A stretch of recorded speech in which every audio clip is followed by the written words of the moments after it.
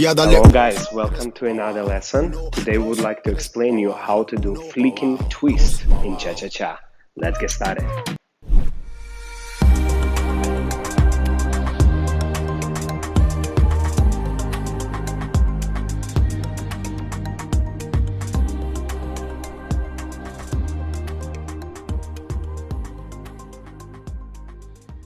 Okay, how to start with? Okay, for the man position is a split position, and guys, you're gonna rock, use your chest a lot, keeping your arms in front and stabilizing, helping the lady. Now for the girls, you're gonna start with the right leg forward, finishing your back foot. So this will be your step number one. Step number two, you're gonna go down into the over twisted sitting position. So let's reverse it one more time. So you from step forward, so you will start here, you're going step forward, then you doing a hip twist, and same time you're going down. So normally as you hip twist, you stay in the same level. This time you're gonna go down. So step forward, hip twist with the lowering. Boom, over twisted. Now from here, you're gonna stay the same, on the same leg, which is right leg for the girls. So this is your right leg. You're gonna stay in the same leg, and the man will help you to untwist. And as you're untwisting, your free leg gonna come across with a beautiful presentation position. Let's reverse. Let's go from the starting position. So we're going step forward. That's step number one. Then step number two is gonna be a hip twist with the lowering. Then step number three, we're gonna unwind. Now, okay, from here, this is the hardest moment to learn. Here, you will have a weight change. So now Christina is on her right leg, left leg is free. Now, somehow, we have to keep twisting and change weight, same time from right to left. So let's do it. Boom. And here we introduce, there is a lot of different styles how to dance it. You can go up or you can stay on the same level. We like to go up. Okay, so let's reverse just that step. So you were from this position and somehow you have to twist and pop up. From beginning, one more time. So right leg goes forward. Count 2. Hip twist with lowering, count 3. Unwinding, count 4. And now weight transferring with going up, 1. Okay, from here, this is the entering for the next movement. We're gonna introduce a little bit front roundé with the front leg, and the back heel will cross behind as much as you can here. This line, back heel. Also, there is a version to do it up with the high tippy toe. So it depends on speed and style. You can play with that as well. So this is the whole movement. So basically there is 4 steps involved. So step number 1, step forward. Step number 2, lowering hip twist. Step number 3, unwinding. Step number 4, changing weight with going up. And step number 5 is actually you doing a step with the turn out the heel. And here process repeat. Cheek, cheek, cheek, cheek, cheek, cheek, cheek, cheek, cheek, cheek, cheek, cheek. And guys, be very stable for the girl to help her to create that crazy, crazy move.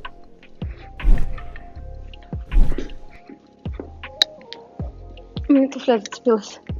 Еще раз.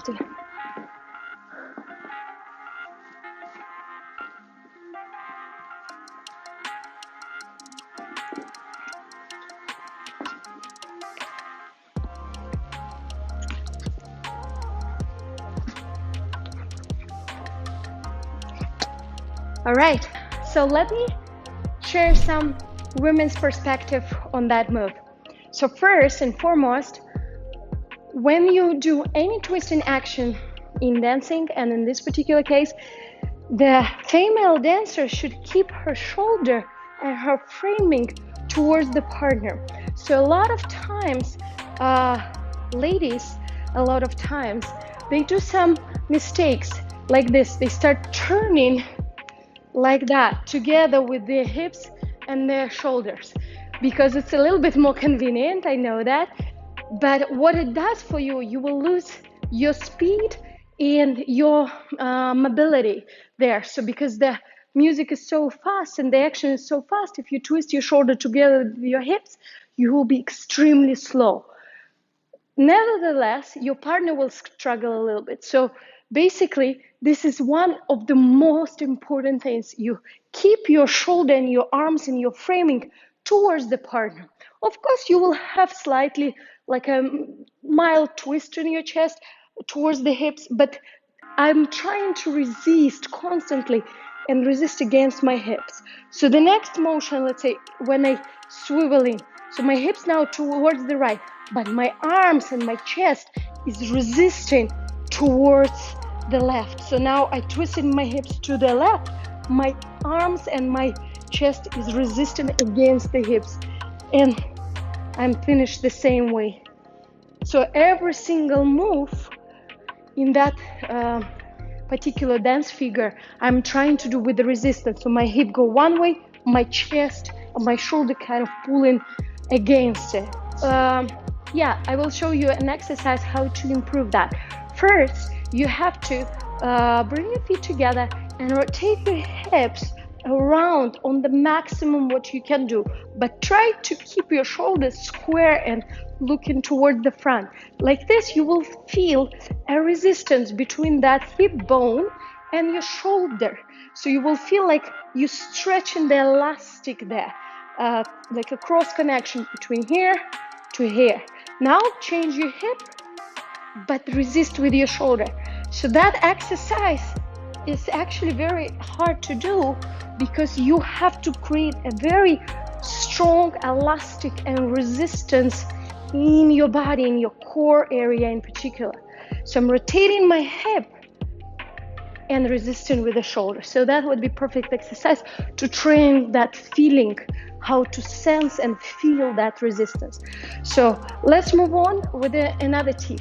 So tip number 2, it's the ankle control of the free leg. So let's see here. So when I do that step, I have an ankle pushing downward and inward. So let's say it's more like inward. So my ankle bone, as you can see this bone here, a lot of people, they have opposite, they have like this. So their bone is slightly kind of going outside. But what I'm trying to do all the time, at every movement, trying to lay down with my ankle inward. So I'm creating the inward pressure. And I'm starting it with the first step. So I'm creating the inward pressure here. But it's very hard to maintain this pressure when you swivel, but you have to do it. So when I go down, as you can see, my ankle not relaxing like this. It's keeping pressure inward, inward, inward, inward, until I close my feet. If I continue rotation, you can see that my ankle is remaining inward, this bone still going inside, away from my toes, let's say. So my toes go outside, my ankle bone goes inside. So it's remaining in the same position all the way from the start till the end. And when I continue this swiveling action, my bone is still going inward and upward kind of. And when I place myself in this position, you can see that my bone is still in the same pressure lifting up in here. Because a lot of time people have this or just this, so they stop doing that kind of inside pressure with their ankle bone. So again, the tip number 2 is that you start with that ankle down and you continue entire way keeping it inside and like kind of pressing with this part there. So then I'm swiveling to the next step, and the most important here, it's like if you touch yourself, muscles in here, they should be like a stone, so they should be very active. So you're squeezing them.